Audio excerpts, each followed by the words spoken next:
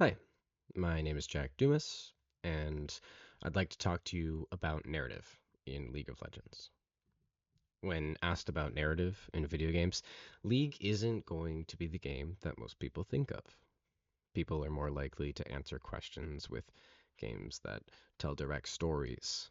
But the truth is that League of Legends provides a narrative experience unlike any other, and we're going to discuss just how. So, the premise of my argument here is that League of Legends narrative is derived from the interplay between the stories of each present champion and how those characters' experiences, alongside their players' skills, clash within the framework of two teams of five competing towards the same goal to destroy the enemy base and ultimately the Nexus. Discussing narrative in League of Legends is most comfortable in terms of Henry Jenkins's understanding of emergent narrative.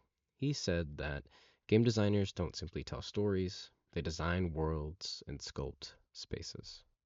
And he explained this when he says that, quote, environmental storytelling creates the preconditions for an immersive narrative experience.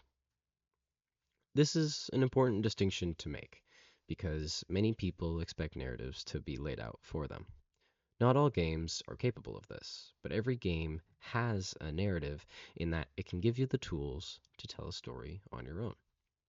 So, how does this happen in League? Well, it's easiest to look to League's literal environment. The Summoner's Rift is a dynamic space, and its shape is critical to competition and narrative in a game of League. There are three lanes: top, middle, and bottom, and each lane lends itself to different champions and playstyles.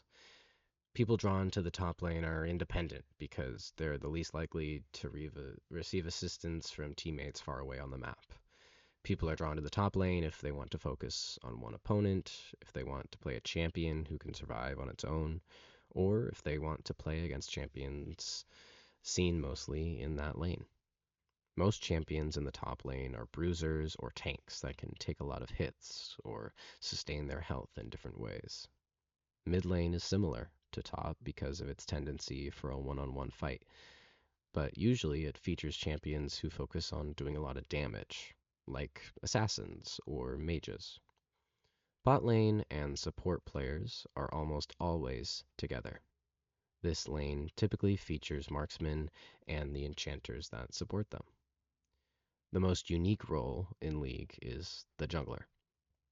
In between the three lanes lie encampments full of non-player monsters, which are unique compared to the minions found in the lanes. Instead of facing off in one of these lanes, versatile jungle champions are tasked with gathering resources from these encampments and finding the right moments to help out their teammates and capture objectives in the form of larger monsters. Uh, so those are the five roles in League of Legends. But ultimately, two teams' bases sit in opposite corners of the map, and each team's goal is to destroy the enemy nexus at its core. In this way, every game on the Rift has the same narrative premise, but there are other aspects we can look to see how things play out differently from game to game. League's emergent narrative sparks most vibrantly in its vast selection of unique champions, each with their own story and background to share. With over 140 champions to choose from, no game with 10 players is ever going to play out the same.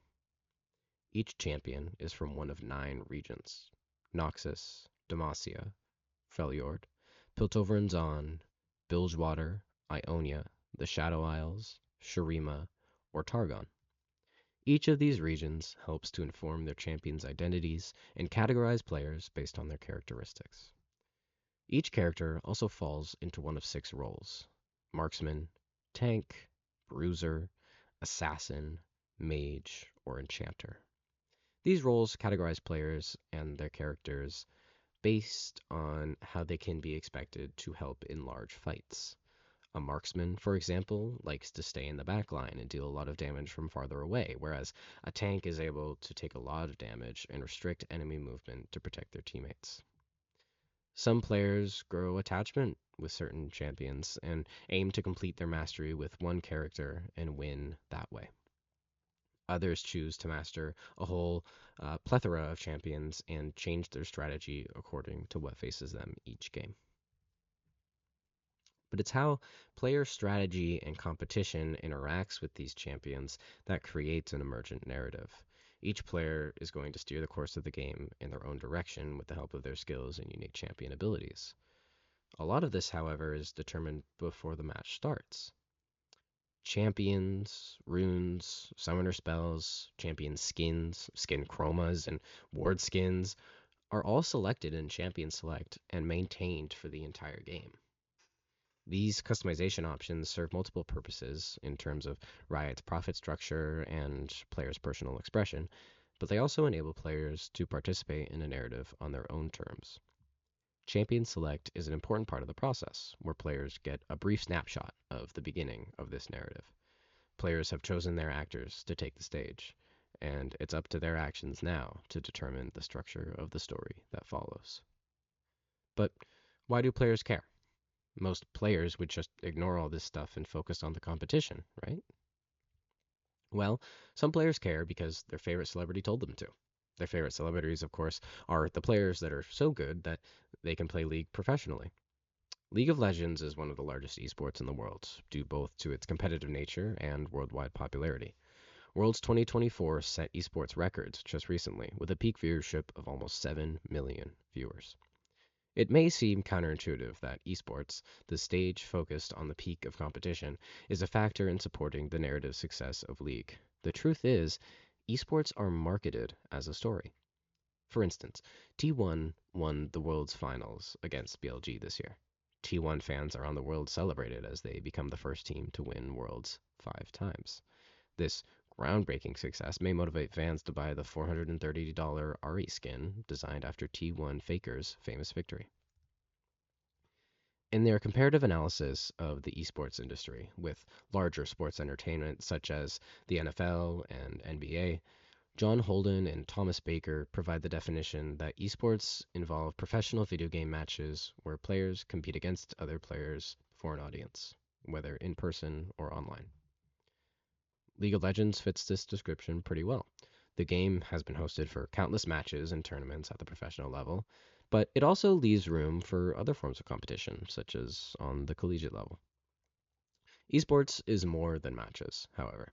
Esports is a global industry with a surrounding culture and an audience beyond the stage. This is because you can't play League of Legends without learning about esports, and vice versa. Esports are essential to League's narrative. Esports teams need to market themselves to attract sponsors. Riot, as an organization, needs to build hype around their events. They do this by creating a story and leaving you on the edge of your seat. What's going to happen next? Does your favorite team have what it takes to reach the top? Will last year's runner-up get another chance at domination? Esports casters need to display a mastery of these narratives to host a successful event and to entertain viewers. Even if players have their own strategy and are motivated by the stories of their favorite esports players, they need a place to access the backstories of their favorite champions. Luckily, Riot Games is not shy when it comes to supporting content for League of Legends. Music groups, animated shorts, and even entire other games are used as promotional material for the intellectual property of League. These materials have the ability to engage fans in characters, skin lines, and relationships that drive each champion's story. Hextech Mayhem, for example, is a rhythm-based game following the antics of one champion from Piltover and Zaun. You play as the bombastic Ziggs, who blows his way up around Piltover, to the annoyance of Heimerdinger and his lab. Each one of these materials gives you a peek into the world of Runeterra and gives context to the story told in a game of League. Of course, it's impossible to talk about League's paratext without including Arcane, the Netflix series whose Season 2 premiere received 1.5 million hours watched on Twitch. Arcane follows the story of Jinx and Vi, two sisters who grew up together in the streets of Zaun. The primary conflict surrounds Piltover's disregard for Zaun and the catastrophe that ensues when Zaun rebels. In conjunction with their most successful paratext, League of Legends released unique skins related to Jinx and Caitlyn as they appear in the series. In this way, Riot is able to put a price tag on the ability for players to engage with this version of their characters narratively. So, putting it all together, I'll restate that League of Legends grants players the unique opportunity to build new narrative structures whenever they hop on the Rift. A game of League played on Summoner's Rift isn't interested in telling you a predetermined story, but instead gives you the tools to establish a premise between 10 characters and resolve a narrative using your own merit.